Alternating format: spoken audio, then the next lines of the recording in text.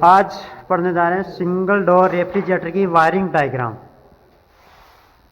यह है single door refrigerator 165 litre में, ठीक है। यह है अंदर से सिंगल डोर रेफ्रिजरेटर में, जिसमें इसे बोलते हैं एवापोरेटर कॉइल, जो फ्रीजर भी बोलते हैं इसे। ये इसका गेट, ये है थर्मोस्टेट, कितना टेम्परेचर रखना है ये, और वातावरण के ऊपर भी है, जैसे कि विंटर यानी कि सर्दियाँ, बारिश का मौसम और गर्मियाँ।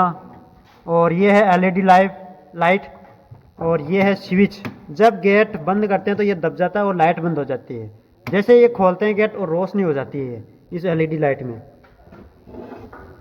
इसकी वायरिंग के बारे में,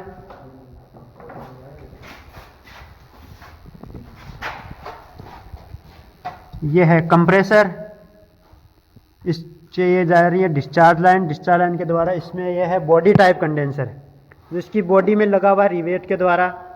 उसके बाद में जैसे ही कंडेंसर के आने के बाद यह है ड्रायर, जो नमी सोखता है। इसी के अंदर सिलिका जेल भरी हुई है। इसके बाद में यह है कैपलरी, जो प्रेशर ड्रॉप करने का काम करती है। यह इसके बाद में जाती है अंदर, ये जाती है इस कूलिंग वाले भाग में, जिसे बोलते हैं एवापोरेटर। एवापोरेटर में जो खाद्य सामग्री जो इस रेफ्रिजरेटर में रखी, उससे नमी सोख के ये वापस अपने फॉर्म में आ जाती है, वेपर में। यहाँ से चेंज होती है, चेंज होती हुई वापस कंप्रेसर के सेक्शन से होते हुए वापस इसके डोम में आती है। जो रेफ्रिजरेटर की वायरिंग डायग्राम है, इसके बारे में समझेंगे। ये है कैपेसिटर, जो कंप्रेसर को स्टार्ट यानी टॉर्क बढ़ाने के लिए। यह है रिले वोल्ट जो एक में लगी हुई है। यह है कंप्रेसर, जिसमें डिस्चार्ज लाइन, चार्जिंग लाइन और सक्शन लाइन है। अब इसके वायरिंग के बारे में समझेंगे। देखो,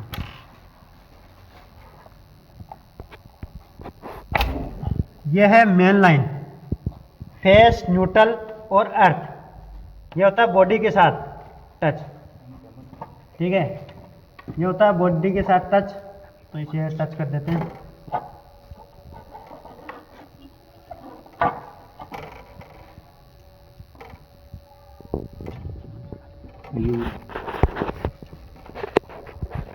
ठीक है। अब यह बचा फेस और न्यूट्रल। अब इसके लिए हमें यह बना रखा है जंक्शन, कि डायरेक्ट ये लगा सके। तो इसमें देखो नीचे ये यहाँ पे लगा रखा है, जिसे टाइट किया, लग गया। अब जो फेस आता है वो थर्मोस्टेट में जा रहा है सीधा, जिसमें अपन टेम्परेचर कंट्रोल लगाते हैं, जिसमें कंट्रोलिंग डिवाइस है। अपन टेम्परेचर कितना है वो फेस जा रहा है डायरेक्ट थर्मोस्टेट में। थर्मोस्टेट से वापस आ रहा है इस वायर से, थर्मोस्टेट से वापस आ रहा है इस वायर से, जो लगेगा कंप्रेसर की ओएलपी में।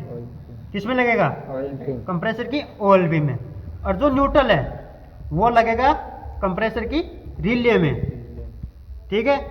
यहाँ तक हुआ अपना जो फेस आ रहा है, ये न्यूट्रल आ रहा है, क्योंकि अपन ने यहाँ से फेस और न्यूट्रल भेज रहे हैं। तो थर्मोस्टेट में गया, और जो न्यूट्रल है वो डायरेक्ट कंप्रेसर की रिले में आ रहा है। सबको आ रहा है समझ में? Yes sir. अब यह है दो टर्मिनल और बचे, जिसमें कैपेसिटर लगाना है। ये दो लगा दिया कैपेसिटर,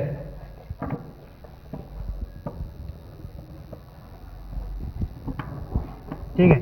अब देखो, इसमें तीन दे रखे हैं, कॉमन, स्टार्टिंग और रनिंग। तीन चीजें कंप्रेसर की बॉडी पे भी तीन है, कंप्रेसर, कॉमन, स्टार्टिंग और रनिंग, ये तीन है। इसी को फिट करते हैं।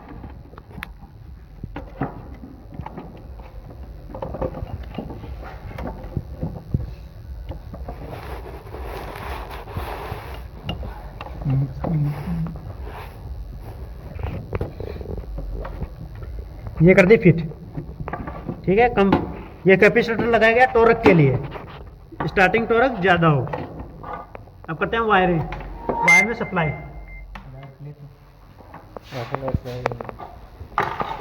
मल्टीमीटर लेके, मीटर लेके ले रहा है।